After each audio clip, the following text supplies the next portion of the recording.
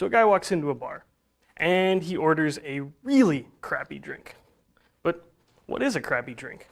According to professional bartender David Wondridge, crappy drink is one whose sole purpose is to disguise cheap booze in ways that'll get you blitzed. Now, with that definition, we can make a couple of claims about that, and I'm actually going to make two. The first is that drinks like this are completely destroying us over a century of knowledge. The second, less pretentious claim is that it's not simply because they use cheap booze or they lack creativity, but rather it's because they're leading us down a path of overconsumption and overpouring.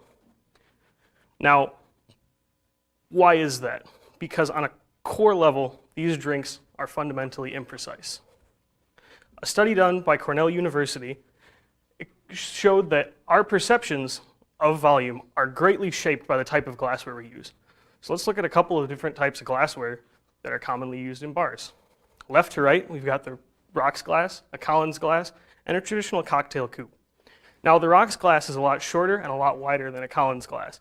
And as it turns out, that study, conducted across multiple age groups, demographics, and professions, including bartenders, found that on average, people would pour 76% more liquid into shorter, wider glasses than they would into taller ones. 76% more. That's almost a whole other drink right there. So how does that apply to cocktails? Well, let's go back and look at that White Russian. You notice something? There's no amounts on those ingredients. It's some of this, some of that. Probably the least favorite word you can ever see in a recipe is a dash, which, for those of you ever wondering how much a dash is, it's 1.5 shakes. So, how are we supposed to monitor how much we're consuming? How are bartenders supposed to monitor how much they're serving us if the amounts that they're supposed to be serving us don't actually exist? In today's day and age, the really easy cop-out is to just say, let's have a robot do it. Maybe something like this. In 2013, a team of researchers led by Sebastian Loth at Oxford University tried to make a robot similar to this tend a bar. And what they found was that, well, it's kind of hard to make this personable, but also hard to process the audiovisual input. Your average bartender on a given night has to compete with dozens, if not hundreds, of patrons waving their money in his face, yelling, all while trying to compete with music in the background, while making drinks, taking orders, collecting money, getting everything served in a timely manner, and making everybody happy. So a human can get overwhelmed by that. It's pretty easy to see how a robot could. Plus, are we just going to kick every single bartender to the curb in an establishment that wants to adopt this? Well, we might not have to. See, there's a group of people out there known as molecular mixologists, and they devote their life to creating stuff like this.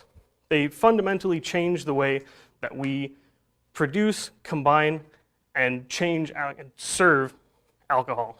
An example here would be this deconstructed cocktail with the original shown on the left. So these humans are still available in order to make more complicated cocktails or to take something simple like a margarita, or in this case a watermelon spritz, and turn it into something with whipped cream, apparently. So that solves the human part of it. What about the robot? Well, to that I give you the Maker Shaker. This was premiered in 2015 at a Google After Hours party, and it's the future of robotic bartending. It can make up to 10 drinks at a time, precisely measuring each ingredient, and the best part is, you order from an app. You don't have to sit there and scream over a dozen drunken morons waving your money at the bartender trying to get a drink. In addition, the app will also track your alcohol consumption and let you know when maybe your fourth double rum and coke is too much. So, maybe I was wrong. Maybe we're not kicking a century of knowledge to the curb. Maybe we're just changing how it's applied. And as one final piece of proof, the one piece of glassware I did not talk about, the coupe. The coupe glass has been pretty much the standard for creating cocktails for almost a century now. And notice how a lot of bartending things go back 100 years.